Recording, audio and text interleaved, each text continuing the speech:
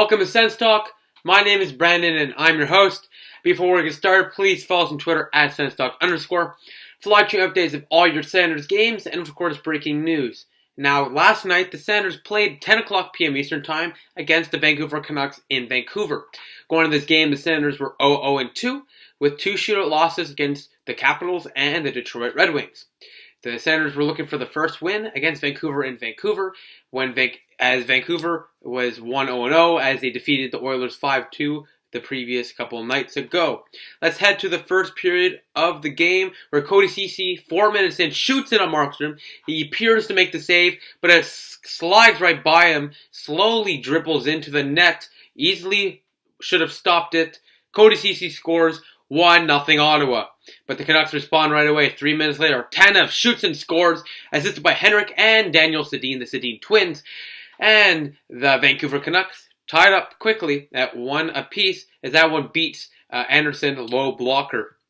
We go to the second period where Thomas Vanek, off a face-off win from Henrik Sedin, Stetcher finds Vanek, who snipes it past Anderson, perfectly placed spot as Anderson was screened, and the Canucks take the lead. It's 2-1. Vanek's first as a Vancouver Canuck as they take the lead with Troy Stetcher's first point, maybe potentially in the NHL. I don't follow the Canucks, but first point of the season, I would assume, and Henrik Sedin.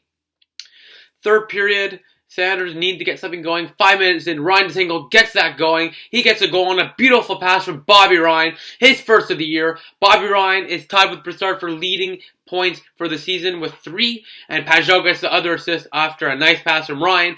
Ottawa ties it up at 2, and as usual, the West Coast trip shows a lot of Sens fans, as I would say at least 10, 15, 20% of Rogers Arena was Sens fans. There were a crazy amount of Sens fans started cheering. It's always fun to see on the West Coast how many Sens fans we have. There's quite a lot in Vancouver as usual. It's kind of like, to give example, it's kind of like not as drastically, but it's similar to Montreal and in Ottawa. The amount of fans they have, it's very cool to see. Same thing in Calgary and Edmonton, but it's very cool to see a lot of Sens fans around the country. This will go to overtime, and the Sanders will get a point for the third game in a row.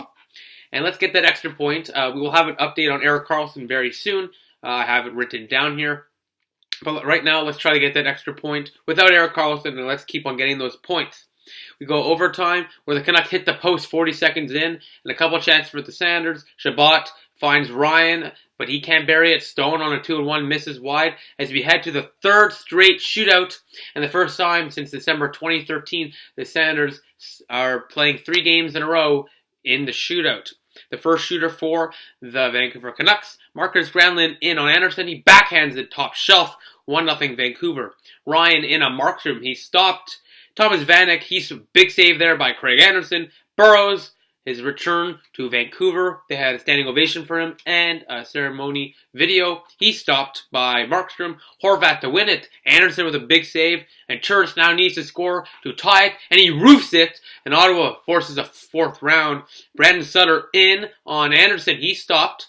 And then Tom Pyatt in on Markstrom. And he got stopped. Nice little move there. He's a sneaky little player there. He's actually very good at the shootout. Tom Pyatt, he led the Switzerland League a couple years ago in shootout goals, but he couldn't bury one there. Sam Gagner trying to give the Canucks the lead, stopped by Anderson. And for the win and the Sanders' first win of the season, Mark Stone in on Markstrom, and he snipes it left blocker. And the Senators win their first game of the season. They defeat the Vancouver Canucks 3-2 in the shootout.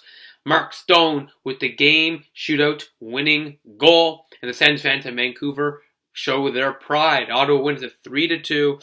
And the shots on goal, 11-8 after the first period, 15-8 after the second period, and 14-10 after the third, 2-2 in the overtime, for a final tally of 42 for the Senators and 28 for the Canucks. Team stats, face-offs, Ottawa 43.5%, 27 wins. Vancouver 35, 56.5. Power play, Sanders are like 0-15, I believe now, or 0-13, and big reason they're only 1-0-2 and not 3-0. They've gotten 13 power play chances. That's like 4 per game practically, and 1 in between. You need to be able to score on these power plays, and you need Erik Karlsson. The power play looks very bleak. They're getting chances, but you really need to get that power play going. It's very important. A good power play to make the playoffs, and they need to focus on that and get it going quickly. Erik Karlsson will have an update on him soon, but when he comes back, he will give an extra boost, obviously, to that Senators power play. Hits for 22-12 Ottawa. Speaking of that, hits, Borowiecki led the team in hits, and a career high in shots was 6. Shots 42-28. Third star of the game, Michael Del Zotto from the Vancouver Canucks. Second star, Alexander Burrows with a standing ovation. And the first star, Krzysztof Tanev with a goal on the night.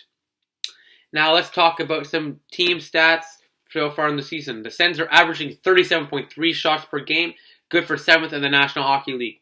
Now on the defensive side, the Senators are playing pretty well, especially without Erik Karlsson. Sens allowed 28.7 shots per game, 5th best in the National Hockey League, and the penalty kill is 9 for 9. They've killed 9 in a row so far. Here's an update on Erik Karlsson. Karlsson is out for the trip and is expected to play next week. That would be against Vancouver on Tuesday in Ottawa. Aduya may play Saturday versus the Oilers in Edmonton, and White is skating and shooting the puck, and he's ahead of his recovery. As well, some notable players from tonight's game. Frederick Claesson played over 26 minutes tonight. He looked superb. He looked to be a legitimate top 4 defenseman, and even if Aduya is there, he should be in the lineup, and Claesson, for years to come, may be a top 4 defenseman. He looks very good, offensive, defensive-wise, a good two-way player, and who doesn't love Freddie Claesson? So, good for him. He had a good game. Thomas Chabot, season debut, looked good. Yaro's NHL debut, big hit. So, overall, the Sens D-line defense looked pretty good for the most part. The offense, let's keep it going. Bobby Ryan looks to be in his playoff form, so that's good news as well. So the Senators defeat the Canucks 3-2 and get their first victory of the year. The next Sens game is Friday against the Calgary Flames. So thank you all for watching. I really appreciate the support. If you ever want to go to Sens games, just visit SeatGiant.ca and use the code SensTalk to get a discount on Sens tickets. You help me out. You help this great service out, as I have great service on this website, and you get Sens tickets with a discount, so everyone wins. Please follow us on Twitter at SensTalk_ for live updates of the games and, of course, breaking news. Please like us on Facebook at SensTalk. Add us to your circles on Google Plus at SensTalk. Click the big red button down there and subscribe to us. Like this video, share this video wherever you share cool stuff. Please check out our website, SensTalkCentral.com, as we update it every single day. And besides that, please click right here for the latest Sens Talk upload, right here for our season playlist, and right here to subscribe to us. Thank you all for watching. The Senators get their first victory of the season, 3-2 over the Vancouver Canucks. I'll see you Friday night. Go Sens, go.